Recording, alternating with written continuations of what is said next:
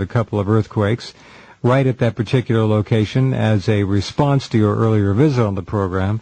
There is no end of what they could do to China. Now, this goes back again to what I was mentioning before the break, and that is that two senior, and I mean at the top, Chinese military men, officers, generals, have said they are preparing to fight and win a thermonuclear war with America. Chinese agents, of course, and business interests have spread all around the world. They are penetrating South America as we speak. Africa, they are working all over the planet to secure more hegemony, power, control, and manipulation. There are over 5,000 companies working around the world, corporations which are actually owned by the People's Liberation Army. They own both ends of the Panama Canal, the world's deepest ocean port in the Bahamas. They are trying to gain footholds with American ports. They are setting up ports in Mexico in anticipation of the North American Union so they can ship in their containers. And it was kind of funny. There was a 60 Minutes, I think a 60-minute story, anyway, a news story about how lax port security is. And they were looking at these containers coming in. And there was no effort at all made by the journalists to point out the fact that U.S. Customs only actually looks at one or two of every 100 containers that come into the United States. The story was about some radioactive detection machine which only works 50% of the time. So they're obviously looking in the wrong places again. There is no security in this country. And is China preparing to fight a thermonuclear war? Ben Fulford, and beyond that, what about Taiwan? Go ahead. Yeah. Okay, the Chinese have never had a tradition of conquering other people. If you go back thousands of years, they concluded years ago that they were the biggest country and so people could come to them. And I don't think they have any sinister goals. I really don't. I used to think that. But I honestly believe they want to, for example, make the people of Africa rich so that they can become good customers and everybody benefits. I don't see them as having any sinister plans. Now, well, they don't need to have any, excuse me, but vis-a-vis sub-Saharan Africa, HIV/AIDS and now XDR-TB is going to take most of the population out of the equation, but okay, go ahead. I mean, they're offering to eliminate malaria from Africa, for example. Well, they should try and offer to eliminate AIDS, which is man-made, and XDR-TB, which appears to be man-made or potentially so.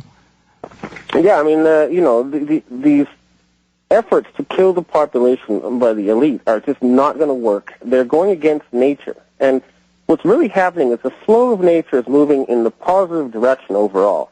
Now, for example, the societies in Asia realize that war is not the way to move forward. For example, the Japanese in the 1600s had more cannons than all of Europe combined. And at some point they said, why do we have all these guns aimed at each other? And they decided, no, let's not do that. And they had 250 years of peace until Admiral Perry showed up. The Ming Dynasty was like that, too. Why is all this war? Let us just enjoy life and be prosperous.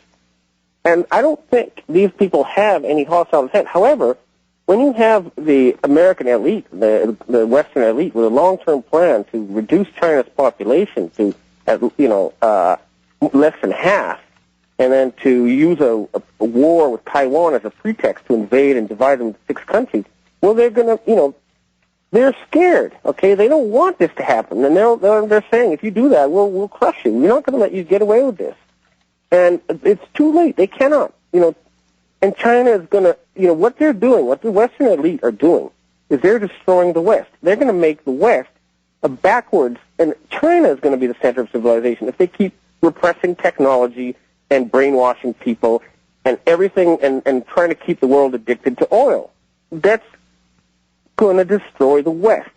They're destroying their own backyard, and it is so insanely stupid. I can't believe these people think they're so smart. Well, people have asked that for years. I've raised that question. It's almost the unanswerable question. Why are they killing the goose that is laying the golden eggs for them? Why are they destroying the planet's environment, its biosphere, its ecosystem? Why are they doing that? Are they that arrogant? Are they that stupid? Are they drunk with power? Are they drunk with lust? What is it? They're basically gangsters, and they're not capable of running the planet. We know that they're in over their head. For sure, yeah. And more to the point, it's been one man, basically, David Rockefeller, acting as if he were God. And this planet is too big for one mind to control.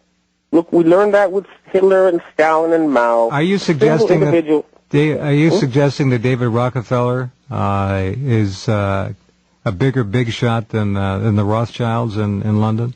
Or are they just on other sides of the planet and pretty much equals? Well, my understanding is, David Rockefeller has always been the big kahuna, since the World War II.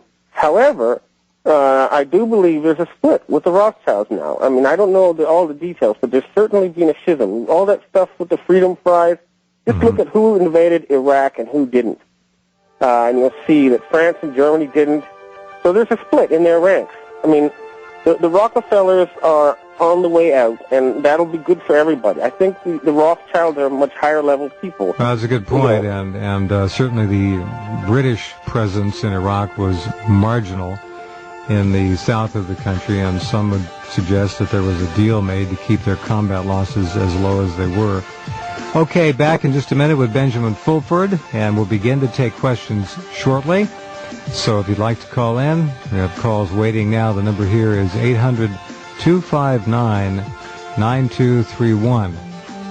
And again, I'm well aware that many of the stations carrying these programs do so at different times, so hopefully you are on the internet at least listening in and can call in. Okay, we'll pause and then continue.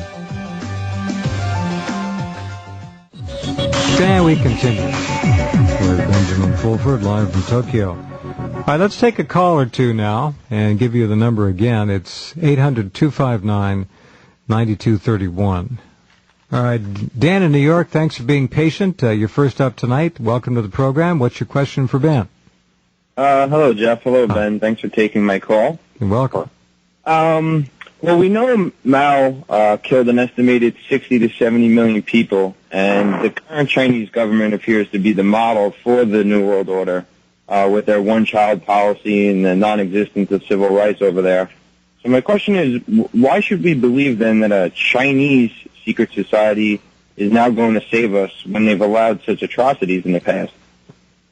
Okay, you got to remember that the people I'm dealing with are enemies, or have been long-term enemies of the actual government in China. It's not the same. This is an anti-establishment group that has a very different value system from the people who actually run the Chinese government. So you got to make that difference, okay?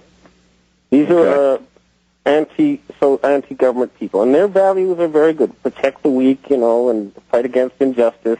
They're not would-be dictators. That's the important point. And their concern is that people are being killed. Innocent, weak people are being killed, and that is something that makes them angry. Now, I might add that, just very quickly interject here, that in Ben's first visit, Dan, you can hear quite a history lesson about China.